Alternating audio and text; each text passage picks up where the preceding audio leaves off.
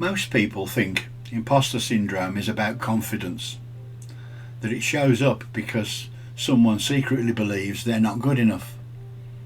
But in my experience, and in the stories I've heard again and again, it's rarely that simple. Imposter syndrome usually begins much earlier, long before job titles, before responsibilities, before success. It often starts in environments where being accepted meant being careful. Careful not to say the wrong thing, careful not to stand out too much, careful not to disappoint. So we learn to adapt. We read rooms, we manage impressions, we become what's needed. And that's where the mask forms, not as a deception, but as survival. The mask says, this version of me is acceptable. This version won't be rejected. This version keeps me safe. Over time, that adapted self becomes the one the world responds to. And the real uncertain, questioning, vulnerable self gets pushed quietly into the background. And that's where imposter syndrome lives. Not in incompetence, but in disconnection from the self. You can be capable, respected, even admired, and still feel like you're playing a role you didn't consciously choose. That's why imposter syndrome so often affects people who are thoughtful, responsible, and self-aware. People who care deeply about doing things well. People who don't want to let others down. The irony is, the very qualities that make someone valuable are the ones that make them doubt themselves. And the mask keeps the cycle going, because the more you perform, the more people praise the performance, then the harder it feels to believe they'd accept you without it. Eventually the mask gets heavy. You feel exhausted after interactions. You second guess yourself. You replay conversations.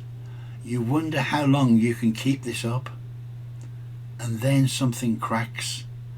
Sometimes it's burnout. Sometimes it's anxiety or overwhelm. Sometimes a quiet moment of honesty, like the one I witnessed recently, where someone finally says, "I'm struggling." That's often the beginning of something healthier, because when the masks come off, even briefly, something powerful happens. Shame softens, comparison fades, and you realise you're not alone. Vulnerability isn't about oversharing or forcing yourself to speak. It's about allowing yourself to be seen when it feels safe enough. And for some people, that moment takes time. Silence isn't failure and shouldn't be judged. Sometimes it's the last mask to come off. Everyone in that room I mentioned earlier was different. Different stories, different lives, but the same underlying fear. Am I enough as I am? Would I still belong if people really saw me? That question sits beneath so much of our behaviour. Imposter syndrome isn't something to be defeated, it's something to be understood. It's a signal that the gap between who you are and who you feel you're allowed to be has grown too wide.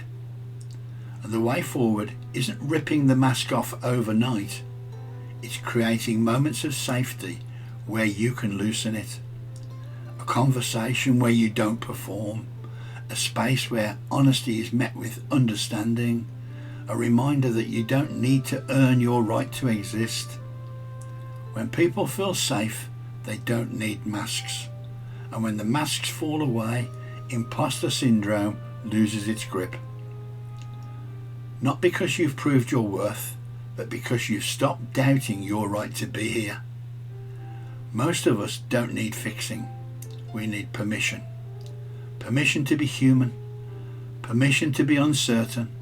Permission to be seen without armour and without judgment. And that's where real confidence begins.